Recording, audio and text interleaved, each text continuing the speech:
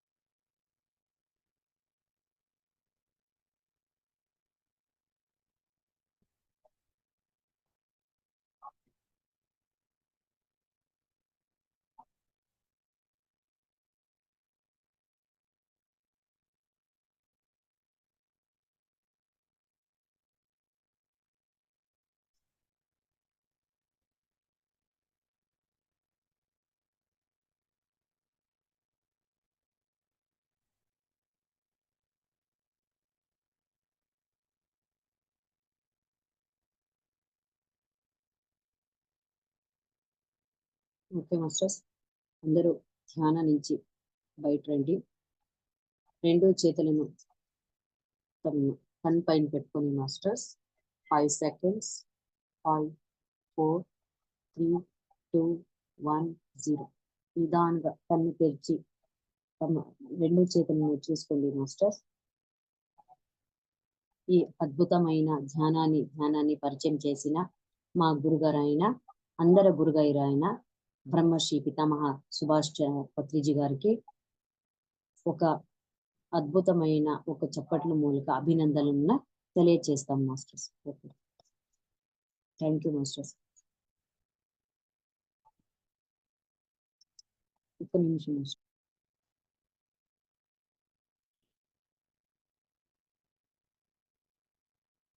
ఇక్కడ సద్గురు నుంచి నేను కబీరల సందేశంలా సద్గురు నుంచి నేను తీసుకుంటా ఉన్నాను. ఒకటి ఏమంటే, గురువుకు కోటి ప్రణామాలు చెయ్య, కోటకానికి కుమ్మద గురించి తెలియదు, కీటకానికి తుమ్మద గురించి తెలియదు. ఆయన తుమ్మద కీటకాన్ని తనలా చేస్తుంది. అలాగే శిష్యుని గురువు తనంతటే వాడిగా చేస్తాడు. ఇక్కడ ఏమంటే మాస్టర్స్, గురువుకి పాదవందనాలు చేసేసి వాళ్ళు చెప్తా ఉండారు. వాళ్ళ గురువుకి పాదవందనాలు చేసి కబీరర్ ఏం చెప్తా ఉన్నారంటే, కీటకానికి తుమ్మిద గురించి తెలియదు. అంటే ఈ తుమ్మిద ఉంటుంది కదా మాస్టర్స్, ఆ తుమ్మిద వేరే, కీటక వేరే. ఆ కీటకాన్ని ఎత్తుకొని వచ్చి అది దాన్ని ఒక గూడులో పెట్టేసి అదేం చేస్తుంది, జేంకారం చేస్తుంది. చుట్టుట జేంకారం చేసి 40 రోజులుగా దాన్ని తుమ్మిద మాదిరి చేసేస్తుంది. అది పగులు కొట్టుకొని అది బయట వచ్చేస్తుంది. అలాగే ఎలా ఆయన తుమ్మద కీటకాన్ని తలాలా చేస్తుంది అంటే, ఒక గురువు ఒక శిష్యుడిని ఎలాగే ఏ కీటకాన్ని ఎత్తుకొని వచ్చి తుమ్మిద మాదిరి చేస్తారో, అలాగే మమ్మల్ని గురుగారు ఏం చేస్తా ఉంటారో, మేమంతా కీటకాము, మాదంట ఎన్నో ఉంటుంది. ఈ అన్ని గుణాలు, అనవసరమైన గుణాలు, ఎన్నో అసత్యము, ఎన్నో అబద్ధాలు. మేము ధ్యానం చేసేదే కాదు, ధ్యానం తెలుసుకోవాలనేసి ధ్యానం చేపించి, ఆ ధ్యానము బుద్ధుడు అందరికీ దానిలో ఆనందుడు పరమ శిష్యుడు కాబట్టి అందరికీ ఏమి బోధించాడో అదే బోధాన్ని మాకి అన్ని ఏ గురువు, సద్గురులు, రమణ మహర్షులు, రామకృష్ణ పరమహంస, స్వామి వివేకానంద, శంకరాచార్యులు, ఇంకా ఎన్నో మందిలో బోధించిన బోధలన్నీ మాకి అందిస్తా ఉండారు గురువులు. ఎందుకంటే మేము గురులాంటి కాబట్టి, గురులాగే శిష్యుడిని తయారు చేయబట్టే మమ్మల్ని ఇలాగే తయారు చేస్తా ఉన్నారు. అది explain masters. Next second one, గురువు కుమ్మరివాడు, శిష్యుడు కులాంటి వాడు. లోపలి నుంచి చెత్త ఆసరా ఇస్తూ, బయట నుంచి దెబ్బలు కొడుతూ శిష్యుడిని చరిచేస్తే ఉంటాడు గురువు. ఏం చేస్తారంటే, గురువు కుమ్మరివాడు, శిష్యుడు కులాంటి వాడు. కుమ్మరివాడు అంటే ఆ కుండాలని చేసేవాడిని కుమ్మరివాడు అంటారు. ఆయన అలాగే మమ్మల్ని లోపలించి చెత్త ఉంది, మాకంతా చెత్త ఉంటుంది. ఆ చెత్తనన్ని అలా చేస్తూ బయటకి నుంచి దెబ్బలు, అంటే బయట నుంచి దెబ్బలు కొడతా, అంటే సాధన చేస్తూ ధ్యానం చెప్పిస్తూ మమ్మల్ని దినము మేము ఏం చెప్తాము, మేము ఎట్లా ఎదగాలి అని చెప్పిస్తూ, అక్కడ ఏమన్నా సరి చేసుకునేలా అంశంలో సరి చేసుకునే వల్ల అంశాలు వస్తే దాన్ని చరి చేసుకునేలాగే ఎలాంట శిష్యులకి ఒక జోరుగా గట్టిగా చెప్తా ఆ దెబ్బలు కొడుతూ శిష్యుడిని చరి చేస్తే ఉంటారు గురువు. అలా చరి చేస్తేనే ఆ శిష్యులోడు గురు మాదిరిగానే ఎదుగుతాడు. ఇది గురువుకి ఉండే ఆశ, మళ్ళీ ఆ సాధన తపన. నెక్స్ట్ మూడేది శిష్యుడు కత్తి, గురువు వధువును పెట్టివాడు. గురువు శబ్దాలు అనే ఆ నా నా నానా నానా నా నా నాసర నాయుపి శిష్యుని పెట్టి వదును చేస్తాడు. ఎవరైతే గురువు శబ్దాల యొక్క రాపిడిని శపిస్తూ అతని దగ్గర ఉంటారో అతడే నిజమైన శిష్యుడు. ఇలాంటి ఇప్పుడు శిష్యుడు కత్తి మాదిరిగా, గురువు పదును అది దాన్ని ఆ కత్తిని చేసుకొని ఎలాగానే చేయొచ్చు. అంటే మేము కత్తిలాగా నిలుచుకొని ఉన్నాము. దాన్ని ఏదికి వాడితే అది మంచిది, ఏదికి వాడకపోతే అది మంచిది కాదు అనేది అలాగే చేసే వాళ్ళే గురువు. అలాగే మమ్మల్ని తనలాగే శిష్యుడు ఎదగాలనే గురువు ఒక శబ్దాల ఒక రాపిడి సమిస్తూ అతని దగ్గర ఉంటాడో. అంటే గురువు ఊరికే ఉండడు మాస్టర్స్. గురువు తిట్టుతాడు, అరుతాడు. ఎందుకంటే మమ్మల్ని సరిచేసేదానికి. ఎవరైతే దాన్ని అర్థం చేసుకుంటారో వాళ్ళే నిజమైన శిష్యుడు అని చెప్తా ఉండారు ఇక్కడ. ఇలాంటి గురువు దగ్గర ఉండేది అంత ఎక్స్క్యూజ్ మాస్టర్ క్యాట్ పోయింది. ఎలా అంటే గురువు శిష్యుడు అలా ఎట్లా ఉంటారంటే గురువు నిండా సూక్ష్మ వాళ్ళు శిష్యుడిని అణువు అబ్జర్వ్ చేస్తానే ఉంటారు. ఎలా అంటే వాడిని ఎలా తిద్దాలి, నాలాగే ఎలా తయారు చేయాలి అనేది అతని తపన. నా శిష్యులు నాలాగే తయారు కావాలి, నాలాగే పోయి అందరికి ధ్యానం పంచాలి, ధ్యాన తరగతులు చేయాలి. ఆయనకి వినీయత, అహంకారం ఉండకూడదు. మళ్ళీ ఆయనకి ఈ జన్మల ఎలా ఆ పూర్ణాత్మని తల్పించే మార్గమో, ఆ లోకానికి పైన లోకాల ఎలాంటి లోకాలు మేము తలుపుతే ఇంకా మాకి జన్మలు ఉండేవో, జనన మరణ చక్ర నుంచి మమ్మల్ని విడిపిస్తాడో అట్లా గురువు ఎట్లా ఆయన ఏమి చెప్తాడో, ఏం చేస్తాడో, ఏం చెప్పి మమ్మల్ని సరిచేస్తాడో అట్లాగే మేము ఉండుకొని ఆయన ఏం చెప్తాడు మాకి మంచిది కానికే చెప్తాడు అనేసి ఆయన ఒక తిట్టొచ్చు, ఆయన ఒక దెబ్బ కొట్టొచ్చు. అలాగేనే రాఘవ సారు పత్రిజీ దగ్గర ఎన్నో తిట్లు తిన్నారు, ఎన్నో దెబ్బలు కూడా కొట్టారు. ఎందుకు ఆయన కోటీశ్వరుడు కాబట్టిను ఆయన వినయగా అహంకారంతో ఉండలేక కొద్ది ఆయన నాకు ధ్యానమే కావాలి, ఆయన ఎలా ఏమి చేస్తానో పర్వాలేదు, వాళ్ళ దగ్గర ఉండే ధ్యానమే నాకు వాళ్ళ దగ్గర ఉండే ధ్యానమే నాకు కావాలి అనేసి ఆయన పట్టుదల నుంచి ఆయన జొత నేర్చుకున్నారు. ఇప్పుడు వాళ్ళు అనుసరిస్తూ మాకన్ని చెప్పిస్తా ఉన్నారు. చెప్పిస్తే మమ్మల్ని వాళ్ళట్లే తయారు చేసి మేము ఎప్పుడైతే వాళ్ళ దెబ్బని వాళ్ళ మాటని మేము మాకు తిడతా ఉండరు అని అనుకుండా మేము ఎదిగేదానికే గురువు చెప్తా ఉండాడు అని మేము ఎప్పుడైతే మేము అనుకొని ఆ సాధన మార్గాన్ని ఆ ధ్యానాన్ని పెంచుకుంటామో అప్పుడే వాళ్ళు చెప్పిండాడు అతడే నిజమైన శిష్యుడు, అతడే నిజమైన శిష్యుడు అని ఇక్కడ చెప్పే జరిగింది మాస్టర్స్. నాలుగేది భూమిని అంతటిని కాగితంలా చేసి అడవులు అన్నిటని తనలా చేసి సప్త సముద్రాలు సిరాగా చేసి రాసినప్పటికే గురువు యొక్క గుణాలను వర్ణించలేము. అంటే భూమిని అంతటిని కాగితంలా చేసి అడవులు అన్నిటిని కలలము చేసి సప్త సముద్రాలనే సిరాగా చేసి రాసినప్పటికీ గురువు యొక్క గుణాలను వర్ణించలేము. మేము ఒక భూమిని అంతటిని అంటే ఎక్కడ చూసానో మేము ఈ భూమిని చూస్తే ఎలా అలా పసరిసిందో అలాగే అడవులు అన్నిటాని కలంలా చేసి, అంటే అడవిని ఎలా అంటే ఇది కొంచెం ఇక్కడ నాకు గుర్తులేదు మాస్టర్స్, దీన్ని చదివితే నేను చెప్పేస్తాను. ఇది మీరు అర్థం చేసుకోండి. నెక్స్ట్ నేను పోతాను, ఇది ఇంక కొంచెం రాదు నాకు.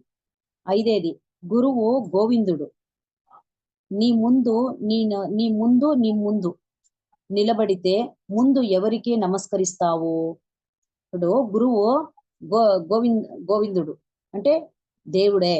నీ ముందు నిలబడితే ముందు ఎవరికి నమస్కరిస్తావు? గోవిందుణ్ణి చేరటానికి దారి చూపించిన గురువుకు ముందు నమస్కరించాలి. ఎలాంటే ఆ గోవిందుడికి నమస్కరిస్తే, ఆ మూర్తికి, ఆ విగ్రహానికి, ఆ ఫోటోకి నువ్వు నమస్కరిస్తే నీకు ఏమీ రాదు.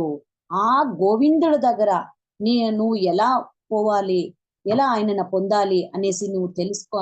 ఆ తెలిసే మార్గమే ఆ ఎవరైతే చూపిస్తారో ఆ వాడే ఆ గురుకి మేము నమస్కరించాలి అనేది ఈ మీనింగ్. ఆరేది, నేను ఉన్నప్పుడు గురువు లేడు, ఇప్పుడు గురువు ఉన్నాడు కానీ నేను లేను. ప్రేమ మార్గము ఆ ఆ, బహం ఇరుకైనది, అందులో ఇద్దరు ఉండడానికి వీల్లేదు. ನೋಡಿ, చూడండి, నేను ఉన్నప్పుడు గురువు లేదు అంటే నేను నేను అనుకుంటా ఉంటే అక్కడ గురువు ఉండుడు. ఇప్పుడు గురువు ఉన్నాడు కానీ అంటే నేను లేకుండా ఉన్నప్పుడే గురువు ఉంటాడు. నేను నేను లేను. ప్రేమ మార్గం బహుం ఇరుకైనది అంటే ప్రేమ మార్గము వినయము, విధేయత, కరుణ, సహన, ఓర్పు ఇవన్నీ ఉండేప్పుడే అది ప్రేమ మార్గము. అప్పుడు గురువు ఉంటాడు. అందులో ఇద్దరు ఉండడానికి వీల్లేదు. అంటే నేను అనేది ఉంటే అక్కడ గురువు ఉండుడు, ఆ ప్రేమము ఉండదు. ఎలాంటి ఈ ఉత్తమ ఉత్తమ గుణాలు ఉందో అలా అంటే వాళ్ళు ఉండేదానికి అంటే అలా అంటే అలా అంటే ఇక్కడ మేము అంటే ప్రేమ మార్గం అనేదే ఉంటుంది. అట్లా గుణాలు ఉండేవాళ్లే అట్లా గుణవాళ్ళు ఉండేదానికి అక్కడ విలువ ఉంటుంది. ఇంకా ఎవరు నేను నేను నాది నా వాళ్ళు అట్లా అలా వ్యామోహము, నేను అన్న అహంకారము అది ఉండేది వాళ్ళు ఉండలోగా ఇక్కడ ప్రేమ మార్గము ఉండదు. నేను లేకుండా ఉంటే నేను అక్కడ ఉంటాను అనేసి గురువు చెప్తా ఉన్నారు. ఏడేది, ఎప్పుడైతే నీ హృదయంలో ధ్యాన ప్రకాశం ఉదయిస్తుందో భ్రమల భండాగారం నశిస్తుంది. ఎప్పుడైతే అపూర్వమైన స్వరూప ధ్యానము ప్రాప్తిస్తుందో అప్పటే సద్గురువు లభించిన విషయాన్ని గ్రహిస్తావు. చూడండి, ఎప్పుడైతే నీ హృదయంలో ధ్యాన ప్రకాశం ఉదయిస్తుందో భ్రమల బండారాలు నశిస్తుంది. అంటే మేము ప్రాపంచిక జీవనం చేసేప్పుడు నాది, నా వాళ్ళు, నా భార్య, నా భర్త అన్నీ ఉండాలి. ఎంత ఉండనో అంతే ఉండాలి. ఈ ప్రాపంచిక విషయంలో ఎంచేపు దాన్నే చూసుకొని భ్రమలేనే పట్టుకొని ఉంటే నీకి నేను దొరకను అని వాళ్ళు చెప్తా ఉండారు. ధ్యానం ప్రకాశం అంటే భగవంతుడు, సత్యము. అక్కడ ఈ భ్రమల బండాగరం నశిస్తుంది. జ్ఞాన ప్రకాశం ఉదయిస్తేప్పుడు నీకు ఈ భ్రమ బండారము నశిసిపోతుంది. ఎప్పుడైతే అపూర్వమైన స్వరూప ధ్యానం ప్రాప్తిస్తుందో, ఎప్పుడైతే అపూర్వమైన ధ్యానమే కాదా ఇది, ఎలా అంటే భగవంతుడు ఎక్కడ ఉండాడు దాన్ని తెలుసుకో ధ్యాన విషయమే ఒక అపూర్వమైన స్వరూప ధ్యానము. అప్పుడే సద్గురు లభించిన విషయాన్ని అప్పుడు ఎప్పుడైతే ఆ సద్గురువు ఈ విషయాన్ని మాకు చెప్తారో అప్పుడు మేము ధ్యాన సాధన చేసి ఆ అపూర్వమైన ధ్యాన ప్రకాశం చేసుకొని ఈ ప్రాపంచిక విషయం నుంచి మేము బయటపడతామో అప్పుడే మేము ఈ ఒక ధ్యానము సద్గురువులు అప్పుడే సద్గురువు చెప్పిన ఆ విషయాన్ని మేము సరిగా గ్రహిస్తాము. 8, సద్గురు సత్యాసత్తుల భేదాన్ని చెప్పేవాడు. అది తెలుసుకున్న శిష్యుడు ధన్యుడు, అతని భాగ్యమే భాగ్యము. ఎప్పుడైతే సద్గురువు సత్యాన్ని చెప్తాడు, ఏం చెప్తా ఉన్నాడు సద్గురువు? మ్యూజిక్ గైడింగ్ చెయ్యకూడదు.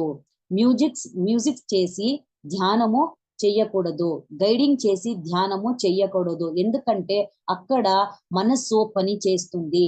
ఎప్పుడైతే మనసు పని చేస్తుంది మాకి ధ్యానము కుదరదు. ధ్యానం కుదరలేదంటే మాకి ఆ విశ్వ ప్రాణ శక్తి అందలేదు. ఎప్పుడైతే విశ్వ ప్రాణ శక్తి అందలేదో మాకి ఏ ధ్యానము వచ్చేలేదు. ధ్యానము రాకపోతే బుద్ధి వికసిస్తదు.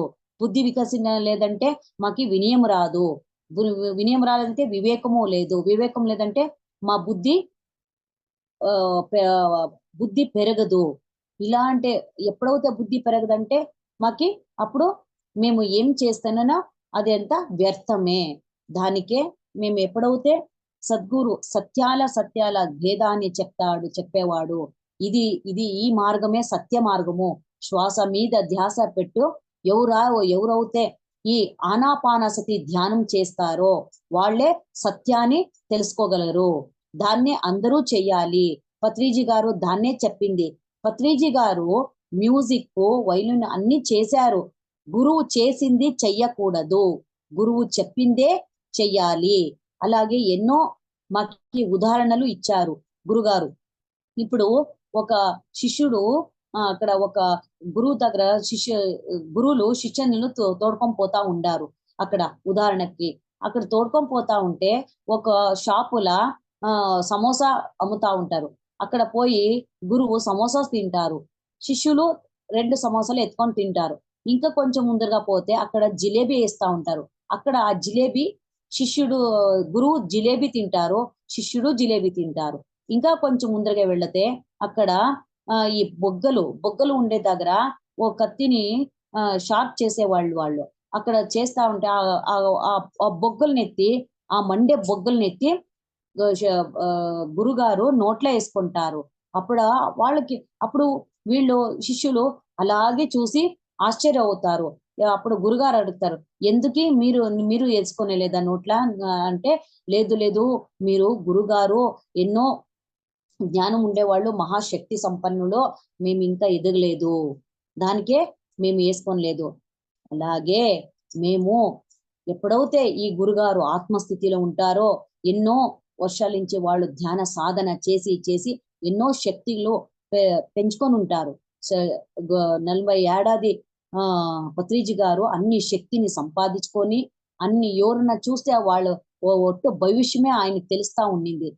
ఇట్లా వాడు అనేసి. అట్లా ఆ మహాజ్ఞాని మేము చెప్పింది చెయ్యాలి కనుక చేసింది చెయ్యకూడదు. ఇది ఆయన వాక్యము. మేము దాన్ని పరిపాలన చేయాలా. ఇది రాఘవ సారు, రాజలక్ష్మి మేడము దీన్నే చెప్పుకొని వస్తా ఉండారు. ఎవరైతే సత్యం తెలుసుకుంటారో అప్పుడే వాళ్ళు ఈ ధ్యానంలా బాగా ఎదుగుతారు. వాళ్ళు మంచి పిరమిడ్ మాస్టర్ అవుతారు అనేసి చెప్తా ఉన్నారు మాస్టర్.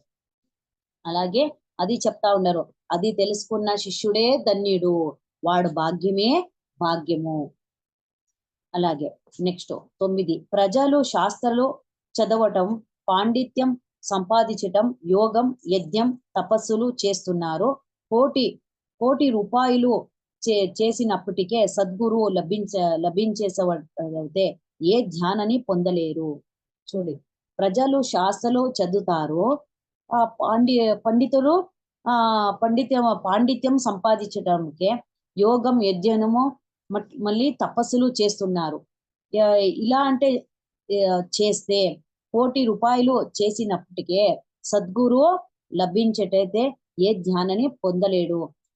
ఇలాగే మేము ప్రాపంచిక ఇవన్నీ ఏం తెలియచేస్తుందంటే మేము ప్రాపంచిక జీవనంలో ఎలా ఉండామనేసి ఇది ఈ వాక్యాన్ని చూపిస్తుంది.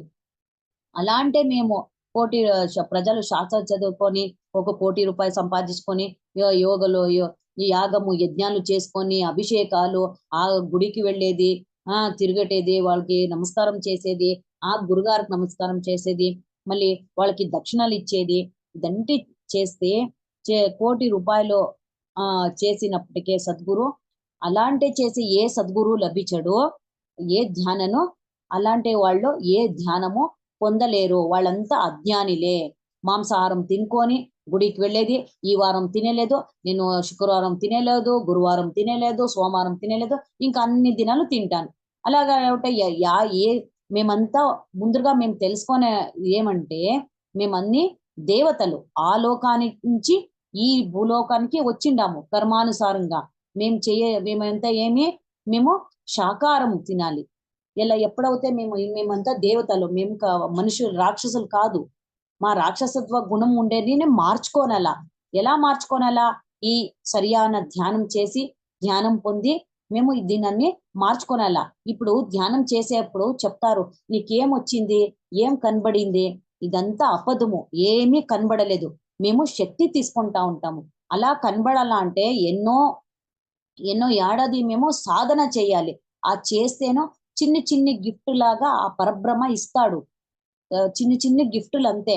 దాన్ని చూసి మేము హ్యాపీగా ఉండాలా కానీ దాన్ని బయట చెప్పపోతే మా శక్తి నశిసిపోతుంది అనేసి రాఘవ సారు చెప్తా ఉంటారు. పత్రిజీ గారు అంతే. వాళ్ళకి ఏమే తెలిసినా తెలుసుకోపోయినా ఆయన నాకు ఏమీ కనబడదు అంటా ఉంటారు. ఎలా అంటే ఆ చెప్పన ఆ శక్తి నశిసిపోతుంది. చెప్పకూడదు. మేమే హ్యాపీగా ఫీల్ అయ్యి ఊరికే ఉండాలా. అలాగే మేము శక్తిని పెంచుకోనాలా. అట్లే దానికే వాళ్ళు ఏమి చెప్తా ఉండరు, లభించే ఏ ధ్యానని మేము ఎంత దుడ్లిచ్చి ఏమి చేసుకుంటేనో ఈ ప్రాపంచిక జీవంలో మేము ఏమి పొందలేదు. వాళ్ళంతా అజ్ఞానులు. మన లాంటి ధ్యానులు ఇక్కడ ధ్యానం చేసుకొని అలాంటి వారికి మేము ధ్యానం పంచితే ఎవరైతే ఆ ధ్యానం తెలుసుకొని ధ్యాన సాధనకు వస్తారో వాళ్ళే అదృష్టవంతులు. వాళ్ళని చేసిందే ఆ పుణ్యము మాకి లభిస్తుంది. దానికే ధ్యానం చెప్పాలి, ధ్యానం పంచాలి. పంచితే పెంచి పడుతుంది. అందుకు ధ్యాన ప్రచారం ఎంత చేస్తామో మళ్ళీ ధ్యాన తరగతులు చేస్తామో అదే ముక్తి కర్మలు. అదే మాకి మేము శరీరము మేము మరణించిన తర్వాత కూడే వచ్చేవి అవే. మాకి వాసనలు, సంస్కారాలు, ధ్యానము, ధ్యాన సాధనము ఇవే మేము తీసుకొని పోయేవి. దీన్నే మేము అనుసరించాలి. అలాగే పదేది నిజమైన గురువు సాంగత్యంలో నీ మనసును జోడించి అప్పటే నీ చంచలత్వం దూరమై నిశ్చలతం పొందుతావు. జనన మరణ చక్రం నుంచి విడుదల పొందుతావు. చూడండి, నిజమైన గురువు సాంగత్యంలో మేము ఏ మనసుని జోడించే అప్పటే నీ చంచలత్వం దూరమై నిశ్చలతం పొందుతావు. ఇప్పుడు చంచలత్వం ఎలా వస్తుందంటే శరీరము, మనస్సు, ఆత్మ ఎప్పుడైతే కన్ను మూసుకొని ఎప్పుడు మేము శరీరంలోగా పోతాం. శరీరంలోగా ఏముంటుంది? మనస్సు. మనస్సు అంటే ఏమి? ఆలోచన. ఈ ఆలోచనలు వస్తా ఉంటే మేము శ్వాస మీద ధ్యాస పెట్టి ధ్యానం చేసేప్పుడు ఆ ఈడ్చుకొని వచ్చి మేము ఆ శ్వాస పైనే కూసి పెడతా ఉంటే అప్పుడు ఆలోచనలు తగ్గిపోతావి. ఒక ధ్యాని 40 మినిట్స్ వాడు కూర్చునే నుంచి 40 మినిట్స్ అవుతుంది. ఎక్కువ సాధన చేసేవాడు అవుతే ఒక అరగంటలనే పోవచ్చు, 10 నిమిషాలనే పోవచ్చు. సాధన ఎక్కువ చేసే వాళ్ళకి ఇప్పుడు 1 గంట, రేపు 1 గంట చేసే వాళ్ళకి ఇట్లాగే అవుతుంది. 40 మినిట్స్ అవుతుంది మాస్టర్స్ ఆ ఆలోచనలు తగ్గేదానికి. ఎప్పుడైతే ఆలోచనలు తగ్గితావి అప్పుడు మనస్సు నిశ్చలం అవుతుంది. ఆ మనస్సు నిశ్చలం అయినప్పుడు ఇంకా ఉండేదే ఆత్మ. ఆత్మ అంటే ఎవరు? భగవంతుడు. ఆత్మ అంటే వాడే పరబ్రహ్మ, సత్యము. ఆయన తెలుసుకునే మార్గమే ఈ శ్వాస మీద ధ్యాస, ఆనాపానసి ధ్యానము, నిశ్శబ్ద ధ్యానము. ఇలా మేము చేసుకుంటా పోతా ఉంటే ఎప్పుడైతే మేము ఆ పరబ్రహ్మనన్న పొందుతామో అప్పుడే దానికే మేము ధ్యాన మహాయజ్ఞంలా పాల్గొనల్లా. మేము పోయి కూర్చొని అన్ని టైము ఆ సమయము దానికి కటాయించి వ్యర్థం చేసుకుంటా మేము అక్కడ ఫలితం పొందుతాము. అక్కడే ఆ పరబ్రహ్మ ఉంది. మాకి ఆ సమస్యలంట మాకి బ్లెస్సింగ్ చేస్తారు అనేసి మా గురుగారు, పత్రిజీ గురుగారు మాకంతా చెప్తా ఉంటారు. దానికే ధ్యాన మహాయజ్ఞము, మౌన ధ్యానము ఎక్కడ నడుస్తుందో అక్కడ తప్పనిసరిగా మీరందరూ పోయి అక్కడ మీ సమయాన్ని కటాయించాలి. ఏదే పని ఉన్ని పర్వాలేదు. మాకి ధ్యాన మహాయజ్ఞములనే మేము చేసే 3 పట్టు ధ్యానము, డైలీ చేసే ధ్యానం కంతా 3 పట్టు ధ్యానము శక్తి మాకు అక్కడ లభిస్తుంది. కాబట్టి మళ్ళీ ఆ పరబ్రహ్మ బ్లెస్సింగ్ ఖండితంగా లభిస్తుంది. ఎవరైతే ఆరోగ్యంలా, సమస్యంలా, దుఃఖంలా బయట పడలేదో ఆ మహాయజ్ఞంలా మేము పాల్గొడితే అప్పుడు మా దుఃఖాలు, సమస్యలు, ఏ కాయలాలు అన్ని తగ్గుతుంది మాస్టర్స్. కాయలాలు ఉండుతుంది, కర్మానుసారిగా ఉంటుంది. ఈ 30 మాత్రలు 20 మాత్రలు తీసుకునే వాళ్ళు ఒక్క మాత్రకు వచ్చి నిలబడతారు. ఆ ఒక్క మాత్ర తీసుకుంటే చాలు కదా. తర్వాత ఆ కాయలాలు ఎక్కేలేదు, అలాగే పడుకొని ఉంటుంది. ఎప్పుడైతే మేము ధ్యానం మేము దిననిత్యంగా కంపల్సరీ చేస్తా ఉంటాము, మేము నిరంతరము ధ్యానం చేస్తా ఉంటాము, అప్పుడు మాకి ఈ ఏమే కాయలా ఉంటూ పెరిగలేదు. అది ఎక్కడ గొంగేస్తామో అక్కడే ఉంటుందనేలాగే ఆ కాయలలో అక్కడే పడుకొని ఉంటుంది. దానికే పత్రిజీ గారు ధ్యానము సర్వరోగ నివారణి, సర్వభోగకారిణి అనేసి చెప్పిండేది. మా ఆర్థిక పరిస్థితిను అంతే. నువ్వు ఎప్పుడైతే నీ దగ్గర ఉండేది ఇస్తావో, నీ ఇస్తే వస్తుంది, పెంచితే పంచి పడుతుంది. నువ్వు ఈకలేకపోతే ప్రకృతి మమ్మల్ని అణువు గుర్తిస్తుంది మాస్టర్. మేము ఏం చేస్తాము, ఏం లేదు, మా దగ్గర ఏముంది, లే ఏం లేదు. ఉండేవాడు కానా లేనేవాడు ఇస్తేనే మాకి నేను కಳೆದ జూమ్ లో చెప్పింది మీకు. మాకు ఏమీ లేనేవాడు ₹1 ఇస్తేను 90% మాకి ఆ వచ్చే గత జన్మానికి మాకి వాళ్ళు ఇస్తారంట మాస్టర్. అప్పుడే మేము ఎక్కడన్నా ఓ మంచి జన్మం తీసుకొనొచ్చు, మంచి యోగిగా అన్ని ఫెసిలిటీ ఉండే జాగాల మేము అక్కడ జన్మం తీసుకొనొచ్చు. నువ్వు ఏమీ లేకపోతే నీకు ఏమీ రాదు. అప్పుడు ఒక పేదవాడిగో అట్లాగే ముష్టివాడిగో మేము జన్మం తీసుకోలేవు కాబట్టి వస్తుంది. దానికే ఏమి ఉంటుందో నీ దగ్గర ₹10 ఉంటే ₹2, ₹1000 ఉంటే ₹100 ఇలా నువ్వు ఎంత ఇస్తావో అంతే నీకే అన్ని ఒక 1 into 2, 2 into double అట్లా 4 double అట్లా వస్తుంది. అది ఉండేవాడు ఇస్తే వాడికి 1% వేస్తుందంట ప్రకృతి. అప్పుడు మేము లేనివాడులో మేము నేర్చుకోనాలా, ఇచ్చేది ఇవ్వాలా, ఇస్తేనే వస్తుంది, పెంచితే పంచి పడుతుంది.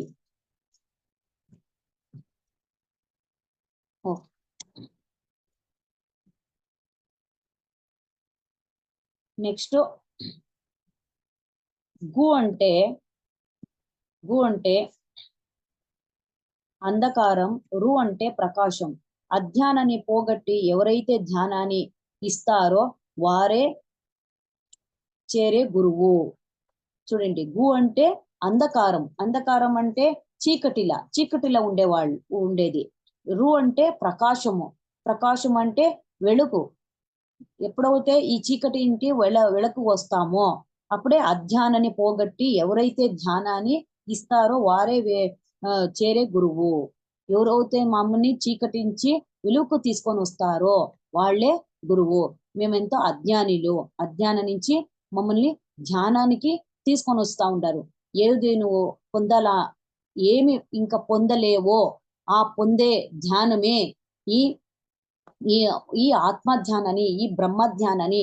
ఇంకా ఏమి మాకి అవసరం లేదు, ఏమవుతే ఇంకా అవసరం లేదో ఆ ధ్యానాన్ని మేము, ఆ బ్రహ్మ ధ్యానమే పొందేదానికే ఏ గురువు చెప్తాడో, ఎవరైతే ఆ ధ్యానాన్ని మాకి చెప్తారో వారే ఎవరు కాదు, వాళ్ళే గురువు. నెక్స్ట్ 12వ గురువు నీ తనువు మనసులో ఉంటే తాపాన్ని పోగుతాడు. ఎప్పుడైతే సుఖ దుఃఖాలకు అతీతమైన స్థితిని పొందుతావో నీకు నువ్వుగా గురువు రూపంలో ప్రకటితం అవుతావు. ఎంత బాగుంది ఒక వాక్యము మాస్టర్స్. ఇదంతా మాకి తెలియలేదు. ఎప్పుడైతే గురువు ఇదంతా మాకి చెప్పిస్తారో మేము ఎవరైతే మేము పంచుకుంటామో అప్పుడే మాకి అన్ని తెలుస్తుంది. గురువు నీ తనువు మనసులో ఉండే తాపాన్ని పోగుతాడు. ఎలాంటి ఈ తాపాలు ఏమేమి? సుఖము కాదు, దుఃఖము, సమస్యలు, రోగాలు, ఇవన్నీ ఇవి తాప అంటారు. ఈ తాపాన్ని ఎవరు పోగుతాడు? గురువే.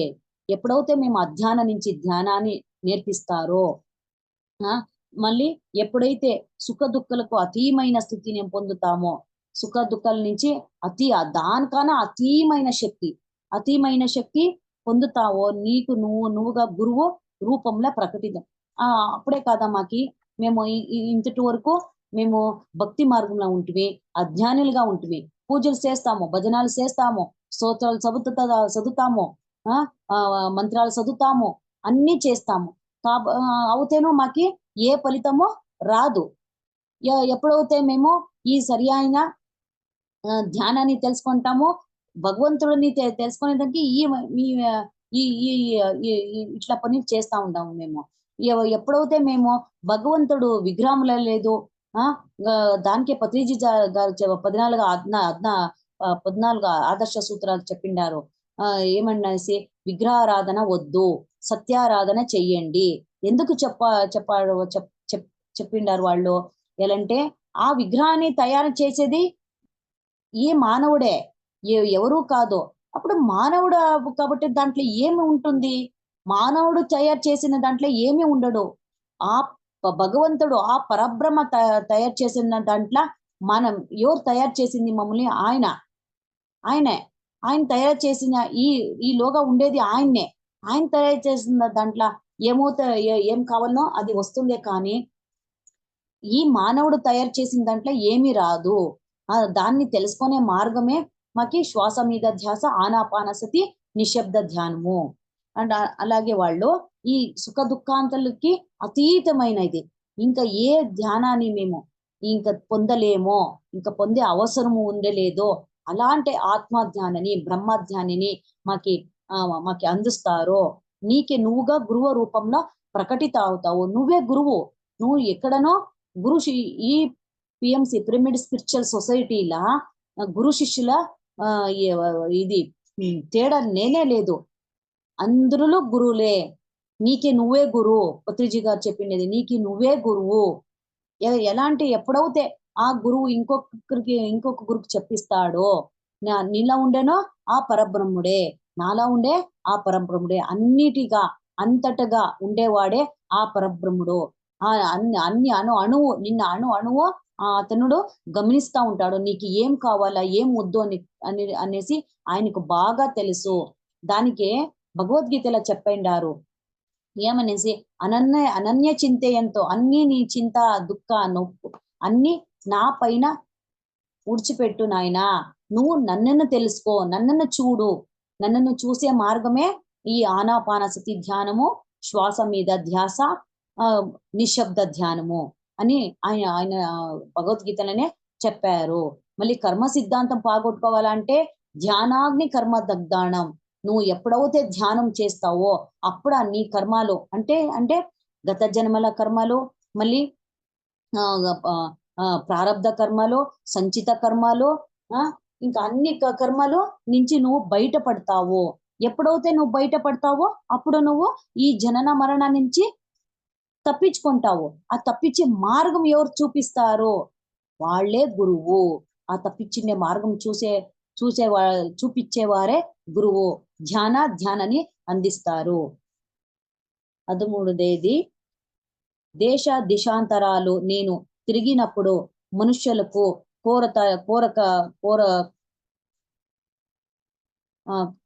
కారత లేదు.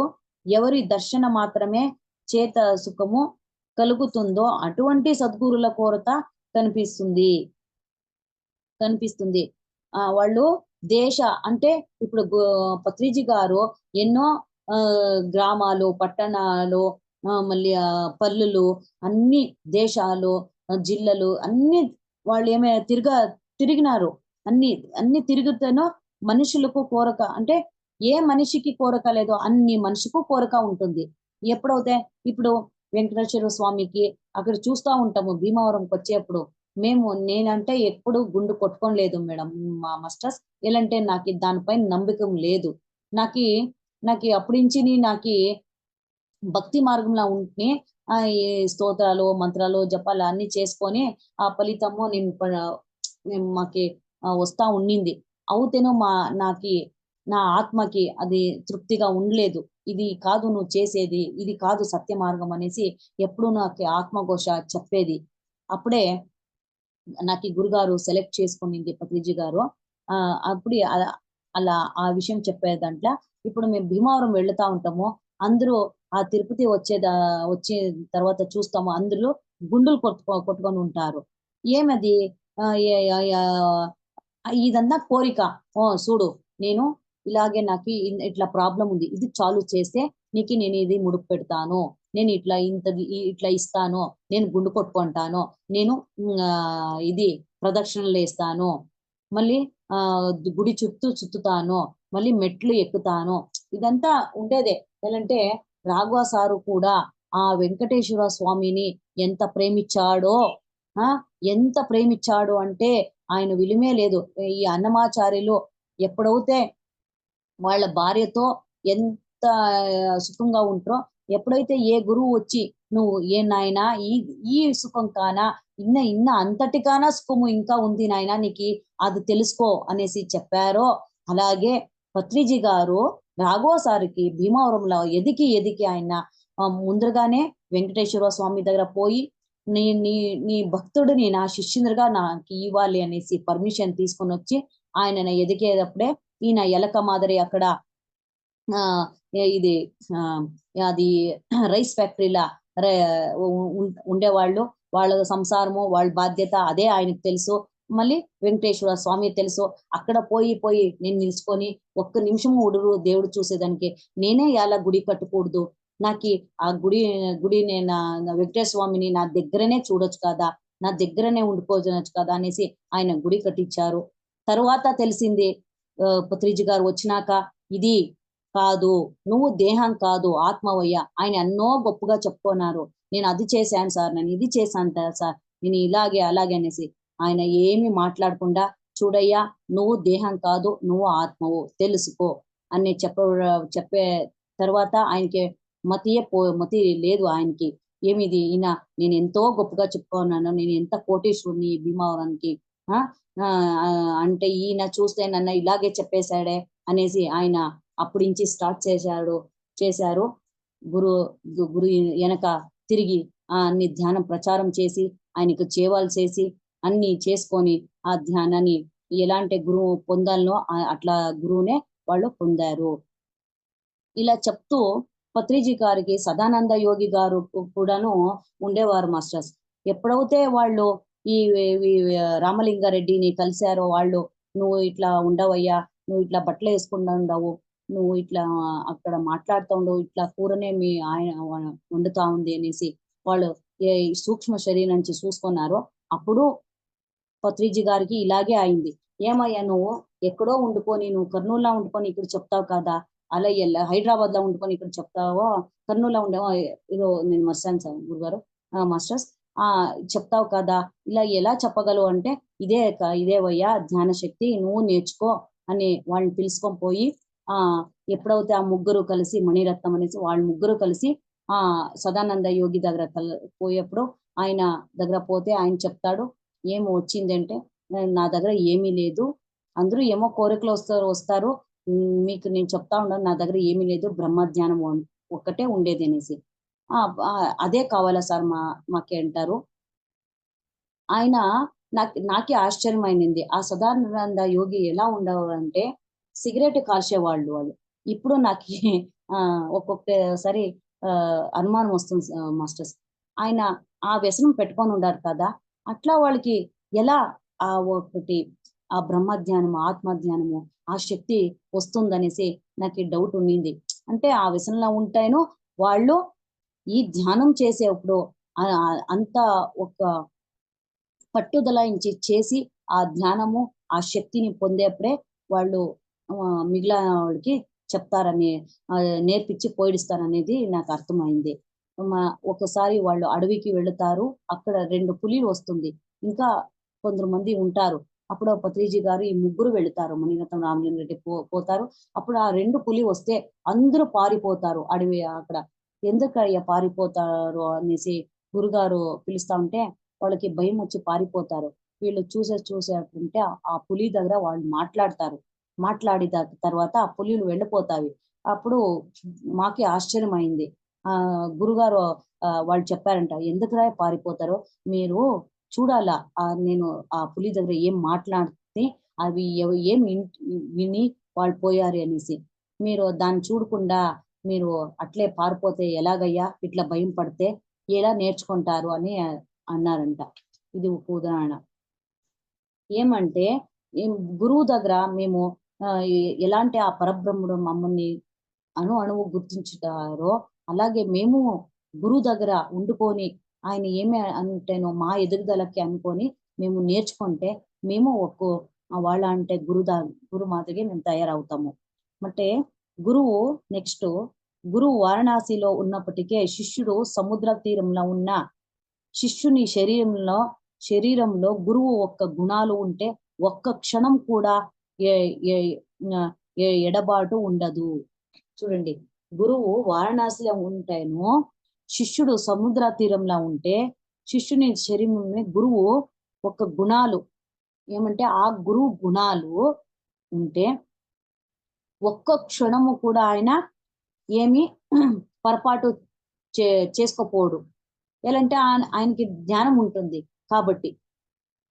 15 శిష్యుని మనస్సులో ఉన్న ప్రీతిని అర్తిని గమనించే గురువు ఉపదేశము చేస్తాడు. గురువు సమక్షముల ఎప్పుడూ విముఖంగా ఉండకు.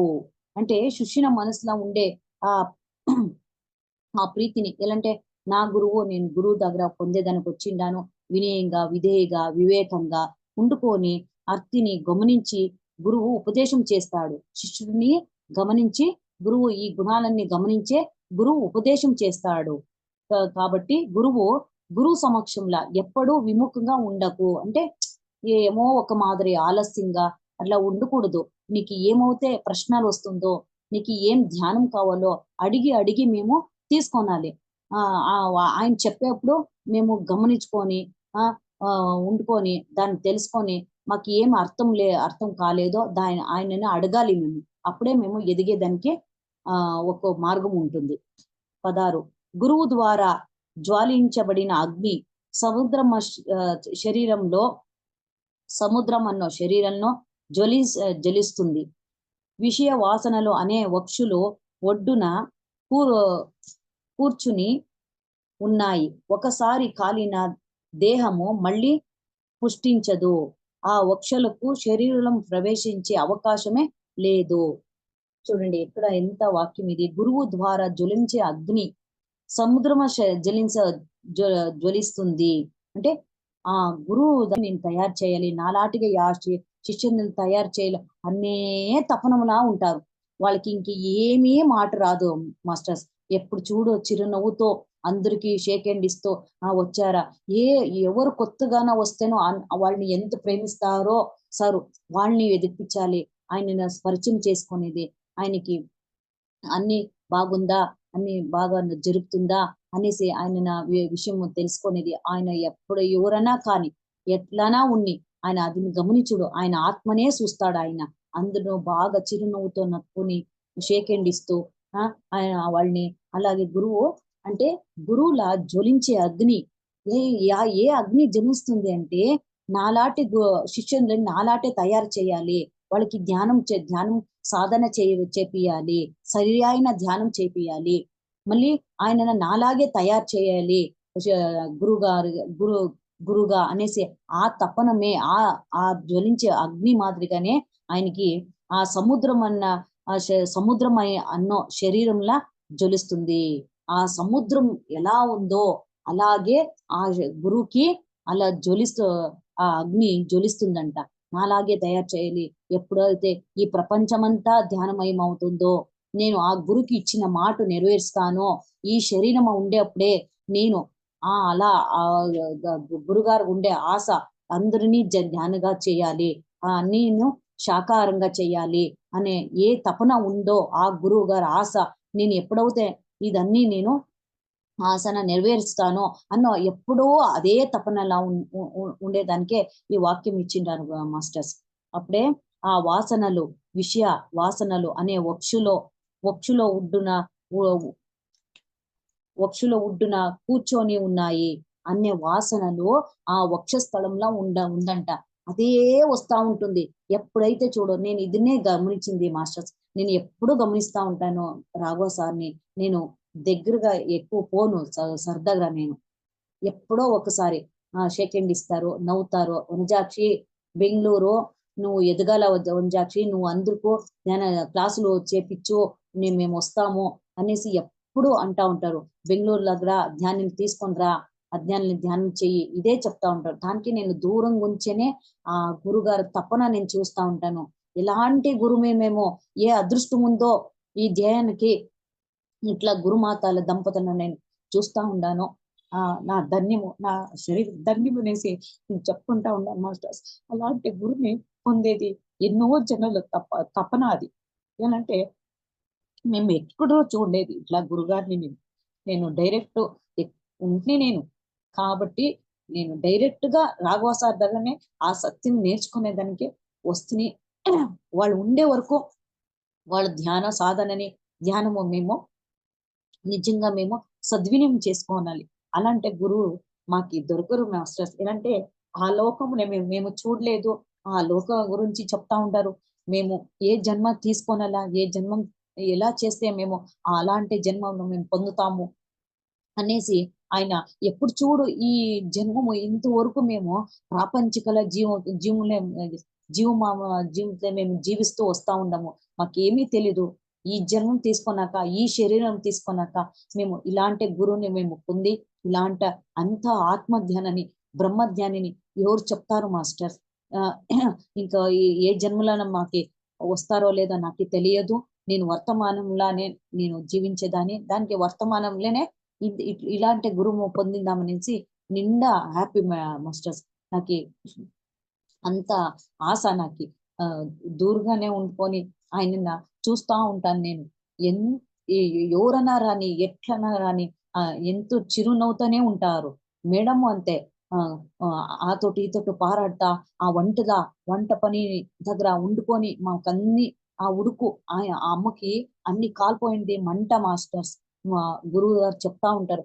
అమ్మకి ఎంత మంట తెలుసా మీకి అనేసి. అప్పుడు నాకి ఎంత నొప్పి అవుతుందో, ఎట్లా అమ్మగారిని మేము పొందామో, ఆ అమ్మ ఆ వంటింట్ల అక్కడ నిలుసుకొని మాకంతా టయానికి సరిగా భోజనాలు అన్ని చేసి పెట్టేసి మళ్ళీ డ్రెస్ వేసుకొని మళ్ళీ వచ్చి క్లాస్ చెప్తారు మేడం.